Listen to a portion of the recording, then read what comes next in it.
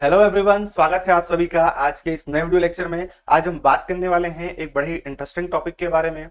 बात होने वाली है आज यहाँ पर लेह लद्दाख की। बात होने वाली है यहाँ पर आज आगमुख काडर की। क्या है आगमुख काडर? और साथ ही साथ बात होने वाली है यहाँ पर भारतीय संविधान की अनुसूची 6 और 5 के बारे में। भारतीय संविधान की अनुसूची 6 और 5 क्या कहते हैं, अनुसूचित जनजाति क्षेत्रों के बारे में, उन सभी की चर्चा आज के इस वीडियो में हम करने वाले हैं। तो चलिए देखते हैं हेडलाइंस क्या कह रही है। पहले तो -8 डिग्री तापमान और लेह की सड़कों में उतरी हजारों की भीड़। क्या कारण है? क्या कारण है कि जो लेह लद्दाख की सड़कों पर -8 डिग्री के तापमान पर इतनी भारी मात्रा में जनसंख्या उतर रही है? देखते हैं। पहले लेह लद्दाख का सीन एक बार देख लीजिए। वही फेमस जगह जहां पर 3 इडियट के लास्ट में जो सीन फिल्माया गया था, वो लेह लद्दाख का ही सीन है। इस प्रकार का जो क्या है वहां पे माहौल देखने को मिला है। वैसे तो ये शांति भरा माहौल है। अभी मैं आपको इसका भीड़ भाड़ वाला इलाका जहां पर क्या दिख रही है, जनता दिख रही, उसके बारे में बताऊंगा। इसको एक बार मैप को हम अच्छी तरीके से देख लेते हैं। मैप हमारे सामने है। ये जो ऊपर वाला एरिया है, ठीक है, जो येलो बैकग्राउंड को छोड़कर ये जो ऊपर एरिया दिख रहा है आपको आसमानी कलर का, ये लेह लद्दाख कहलाता है। लेह लद्दाख बेसिकली दो पार्ट में डिवाइडेड है। ऊपर वाला भाग लेह कहलाता है, नीचे वाला जो भाग है वो कारगिल का हिस्सा कहलाता है। जैसे छोटा वाला जो पार्ट यहाँ पे देखने को मिल रहा है, ये क्या है, कारगिल का हिस्सा है। और जो येलो वाला हिस्सा है वो क्या है, जम्मू कश्मीर के अंदर काउंट करा जाता है। ठीक है, तो ये एक छोटा सा ब्रीफ डिस्कशन मैं आपको कर रहा हूँ, बाद में इसके ऊपर हम बात करेंगे।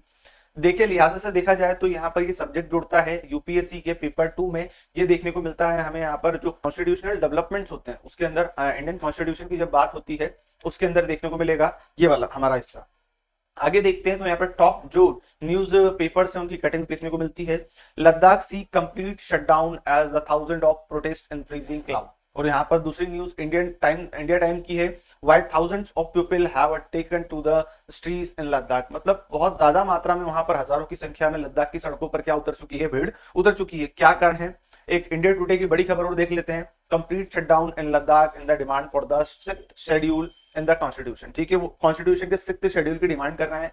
क्यों 6th शेड्यूल में जानना चाहते हैं, इसके बारे में हम आगे क्या करेंगे, चर्चा करेंगे। जैसे कि आप मेरे सामने देख ही रहे हैं कितनी भारी मात्रा में यहाँ पर क्या है, लोग दिख रहे हैं। ठीक, लद्दाख को मिले राज्य का दर्जा, -8 डिग्री का तापमानों के बीच में लेह के पोलो ग्राउंड में 30,000 लोगों ने निकाला मार्च। तो अभी सर इन्हें लद्दाख को अभी राज्य का दर्जा नहीं मिला है क्या? तो हाँ, लद्दाख अभी हमारे केंद्र शासित प्रदेशों की गिनती में आता है। उसे पूर्ण रूप से राज्य का दर्जा नहीं दिया है, जबकि उसके पास ही में क्या है, जम्मू कश्मीर है। जम्मू कश्मीर के अंदर विधानसभा भी है और वहां पर राज्य का दर्जा भी प्राप्त है। इन्हें अभी क्या केंद्र शासित प्रदेशों की श्रेणी में रखा जाता है। तो ये क्या कुछ सीन्स हैं जो वहां पर उभर कर आए हैं अभी सामने को। थोड़ा सा ब्रीफ डिस्कशन हम कर लेते हैं लद्दाख के थोड़े से पॉलिटिकल जियोलॉजिकल सर्वे के ऊपर। तो देखिए आप मेरे पास में यहाँ पर ये वाला हिस्सा है, जो ये जो आसमानी कलर का हिस्सा है, ये क्या है, लेह का, लेह लद्दाख का हिस्सा कहलाता है। जबकि ये जो यहाँ पे देख रहे हैं आप, ये छोटा सा जो हिस्सा है, ये क्या है, कारगिल का हिस्सा है। और कारगिल के बाद में जो यहाँ पर येलो कलर का हिस्सा है, इसे जम्मू कश्मीर के नाम से जाना जाता है। ठीक है, अब थोड़ा सा इसके हम डेमोग्राफी और साथ ही साथ में यहाँ पर अभी पॉलिटिकल पार्टी कौन सी उसके बारे में भी देख लेते हैं। जैसे कि अभी यहाँ पर ये जो डिवाइडेशन हुआ है किसके अकॉर्डिंग हुआ है, तो हम सभी जानते हैं 2019 के अंदर यहाँ पर धारा 370 हटाई गई थी, साथ ही साथ आर्टिकल 35A को भी हटाया गया था। ठीक है, तो उसके बाद से यहाँ पर क्या हुआ, इसे दो भागों में बांट दिया गया था। यहाँ पे फिर क्या हुआ, बाइफिकेशन हुआ है। साथ ही साथ अभी यहाँ पर कौन सी पार्टी रूल करती है, तो अभी यहाँ पर फिलहाल बीजेपी पार्टी क्या है, रूलिंग पार्टी के तौर पर नजर आती है। और यहाँ पर फिलहाल यहाँ पर उनके सिर्फ एक यहाँ पर सांसद देखने को मिलते हैं, जिनका नाम क्या है, जयम्यांग तेर सिंह। ठीक है, फिलहाल बीजेपी पार्टी से। और यहाँ पर कोर्ट कौन सा लगता है, तो यहाँ पर कोर्ट आपको जम्मू कश्मीर का देखने को मिलेगा। ठीक है, जम्मू कश्मीर का कोर्ट है। और यहाँ पर जो जनसंख्या है, जनसंख्या कितनी है, 2,74,289 के आसपास लगभग अप्रोक्सीमेट जनता देखने को यहाँ पर आपको देखने को मिल रही है। ठीक है, तो ये यहाँ पर इसका क्या है, डेमोग्राफी मैंने आपको दिखा दी। अब आगे बढ़ते हैं तो आगे इसकी कहानी क्या आ जाएगी। आगे अभी फिलहाल देखने को मिला है कि लद्दाख के लेह जिले में लोगों ने फिर से सड़क पर उतर आए हैं और कड़कड़ाती ठंड में बड़े पैमाने पर धड़ाधड़ क्या कर रहे हैं, रैलियां निकाल रहे हैं, डिमांड कर रहे हैं कि सर हमें भी क्या दीजिए, राज्य का दर्जा दीजिए।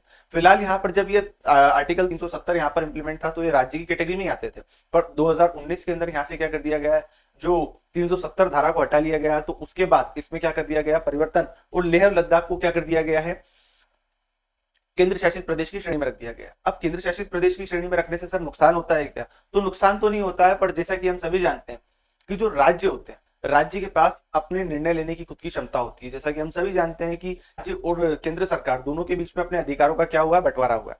कुछ जिनके ऊपर केवल केंद्र सरकार का अधिकार होता है, उन्हें कहां पर डाला गया है, उन्हें सेंट्रल सूची के अंदर डाला गया।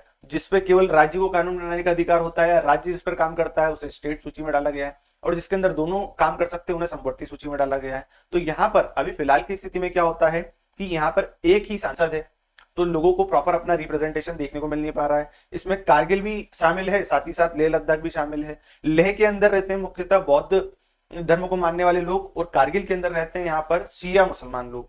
तो यहाँ पर ये लोग चाहते हैं कि हम सभी को क्या मिलना चाहिए, प्रॉपर प्रेजेंटेशन मिलना चाहिए। इतनी बड़ी जो क्षेत्र है, इतना बड़ा आपने केंद्र शासित प्रदेश बनाया है, और उसके अंदर भी केवल एक ही व्यक्ति हमारे यहाँ से संसद में आता है, तो ये क्या है, गलत बात है। ये अपनी तरफ से क्या बढ़वाना चाहते हैं, अपना प्रेजेंटेशन बढ़वाना चाहते हैं, और साथ ही साथ ये चाहते हैं कि हमारा जो स्टेट हुड का दर्जा वापस दिया जाए। मतलब ओवरऑल जैसे आपने जम्मू कश्मीर को राज्य बनाया है, वैसे के वैसे यहाँ पर अभी हमें राज्य बनाइए। फिलहाल की स्थिति में क्या है कि भारत में जितने भी केंद्र शासित प्रदेश हैं, तो उसके अंदर जितने भी आईएएस आईपीएस के अधिकारी सिलेक्ट होकर आते हैं, तो इनके लिए एक स्पेशल से कैडर बनाया गया है, जिसे क्या बोला गया है, आगमुख कैडर। आगमुख कैडर के अंदर क्या होता है कि भारत की सरकार के जितने भी केंद्र शासित प्रदेश है, उनके अंदर इन्हें क्या दिया जाता है, स्थान दिया जाता है। जैसी इन नए आईएएस ऑफिसर या आईपीएस ऑफिसर की ज्वाइनिंग होती है, तो उस ज्वाइनिंग के समय इनका कैडर बता दिया जाता है। तो उसमें से एक प्रमुख कैडर होता है आगमुख कैडर। आगमुख कैडर सिर्फ और सिर्फ कहाँ पोस्टिंग देता है, आपके केंद्र शासित प्रदेशों में। तो यहाँ पर मुख्यतः अभी एक सांसद क्या कर रहे हैं, शासन चला रहे हैं, और पूरी की पूरी जो क्या है मशीनरी है, जो केंद्र शासित प्रदेश के अंदर प्रशासनिक गतिविधियां इन प्रशासनिक अधिकारी आईएएस आईपीएस के माध्यम से चलाई जाती है, जो वहां की जनता को क्या हो रही है, नागावारा हो रही है। वे चाहते हैं कि हमें भी क्या मिलना चाहिए, राज्य का दर्जा मिलना चाहिए, और राज्य के जितने अधिकार होते हैं वो हम भी इंजॉय करना चाहते हैं। तो इसलिए ये लोग क्या कर रहे हैं, -8 डिग्री के अंदर भी क्या कर रहे हैं, अपने जो प्रदर्शन रैलियों को यहाँ पर संचालित कर रहे हैं। आगे देखिएगा, ये मैं आपको याद दिला देता हूं, कितनी तारीख, 5 अगस्त 2019 के अंदर ये वही सीन है जब भारत के अंदर वो स्वर्णिम दिन आया था कि ये जो जम्मू कश्मीर है उससे स्पेशल जो राज्य का दर्जा था वो वापस ले लिया था।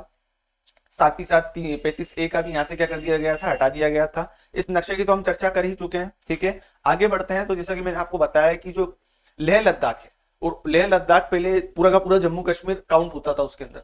अब वहां पे क्या था, जब ये 370 धारा हटी नहीं थी, तो उस समय क्या था कि लेह वाले अपना एक अलग रिप्रेजेंटेशन मांगते थे, और कारगिल वाले अपना एक रिप्रेजेंटेशन मांगते थे।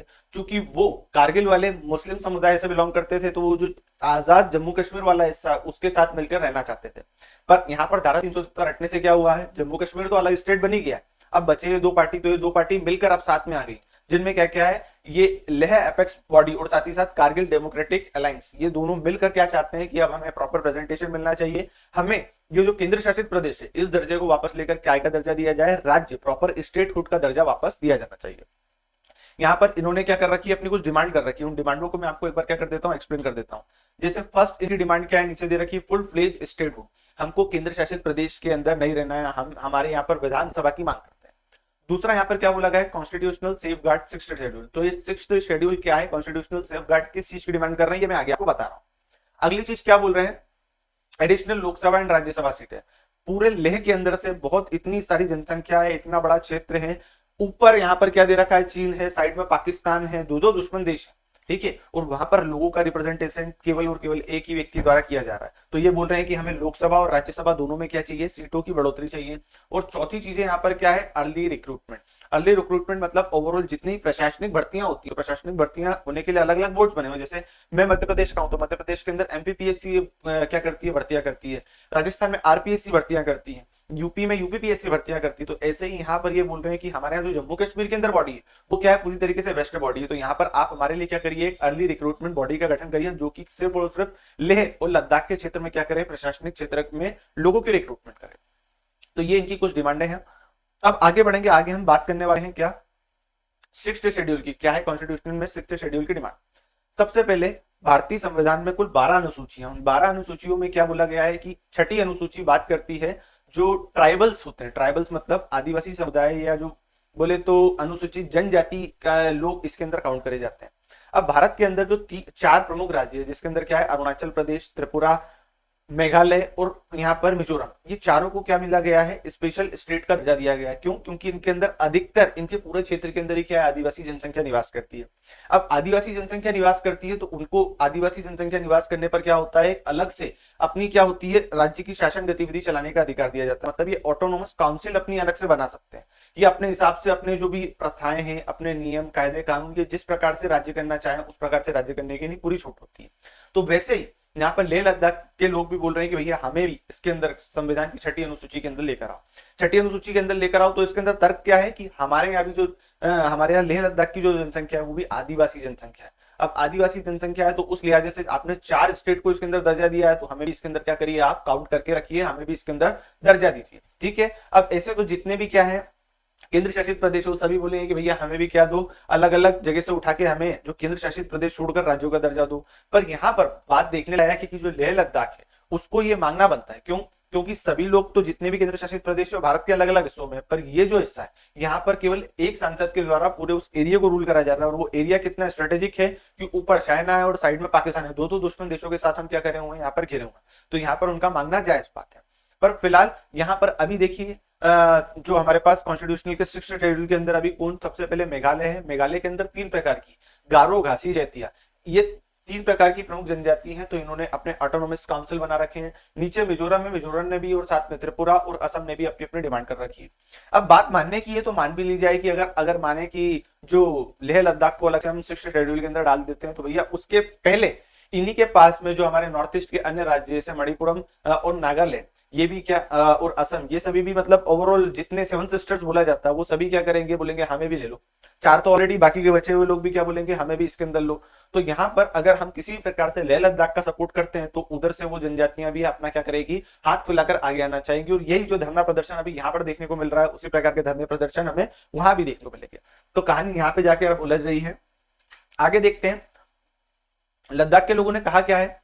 तो केंद्र ने पहले ही लद्दाख के लोगों की मांगों को संबोधित करने के लिए गृह राज्य मंत्री नित्यानंद राय की अध्यक्षता में एक उच्च अधिकारियों की समिति का गठन कहा है। लद्दाख के लोगों का कहना है, क्या कहना है कि वे केंद्र शासित प्रदेश में एक अंतहीन नौकरशाही शासन के तहत नहीं रह सकते। मतलब हमें प्रशासनिक अधिकारियों के अंदर नहीं रहना है, हमें पूर्णतः लोकतंत्र प्राप्त करना है। उन्हें पूर्ण राज्य का दर्जा चाहिए जहां पर शासन करने के लिए वो अपने प्रतिनिधि को चुनते हैं।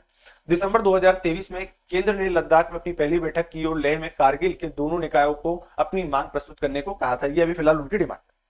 ठीक है, ये इनकी प्रमुख मांग थी जो मैंने आपको बता दी है कि सबसे पहले तो हमें पूर्ण राज्य का दर्जा चाहिए, संविधान की 6ठी अनुसूची में अपना स्टेटस चाहिए, लेह और कारगिल के लिए अलग से एक संसदीय सीट चाहिए, मतलब राज्यसभा और लोकसभा दोनों में सीट चाहिए। फिर स्थानीय लोगों के लिए नौकरी में क्या चाहिए, आरक्षण चाहिए। साथ ही साथ लद्दाख के लिए जनजातीय दर्जा, जो उनके पास जनजाति लोग रहते तो हैं पर वो अलग से स्टेटस चाह रहे हैं कि हमें स्टेटस दो कि हमारे यहाँ जनजाति लोग रहते हैं। ठीक है, यहाँ पर हम देख रहे हैं आगे क्या है, जो एनसीएसटी मतलब यहाँ पर national committee for scheduled tribe ने भी अपने रिकमेंडेशन में कहा है कि यहाँ पर जो लेह लद्दाख को क्या दिया जाना चाहिए, ये दर्जा दिया जाना चाहिए। NCST writes union minister and the union tribal affair minister conveying its recommendation to the include union territory of Ladakh under the 6th schedule of the constitution of India. कब? 11 सितंबर 2019 के अंदर इस प्रकार को एनसीएसटी ने अपनी तरफ से क्या दी थी, एक रिकमेंडेशन दी थी। उस रिकमेंडेशन को आधार बनाने की भैया एनसीएसटी पहले बोल चुकी है, तो अब आप हमको क्या करिए, इसके अंदर लेकर आते हैं। ठीक है, तो कहानी अब यहीं पे आकर क्या हो रही है, रुक रही है। ये फिलहाल अभी जो वहां पर सांसद है, ठीक है, तिनम्यान जी, उनका फोटो है, अच्छे से देख लीजिए। और अब फिलहाल की जो प्रोटेस्ट हो रहे हैं, प्रोटेस्ट की आगे क्या कहानी है, तो जो 19 फरवरी को high powered committee on Ladakh to meet on Feb 19 to discuss 6th schedule status. मतलब जो अभी यहाँ पर आपको देखने को मिल रहा है कि जितने प्रोटेस्ट हो रहे हैं उन प्रोटेस्ट के लिए यहाँ पर 19 तारीख को क्या करी गई है, कमेटी गठन, मतलब कमेटी बातचीत करने के लिए आने वाली है, जिसके अंदर ये निर्णय होगा कि लद्दाख 6th शेड्यूल में जाएगा या नहीं जाएगा। ठीक है, तो जैसे ये घटनाक्रम आगे बढ़ता है, इससे संबंधित जो भी सूचना निकलती है तो मैं आपके सामने प्रस्तुत करता रहूंगा। मिलते हैं किसी नए वीडियो लेक्चर में, तब तक के लिए धन्यवाद। जय हिंद, जय भारत।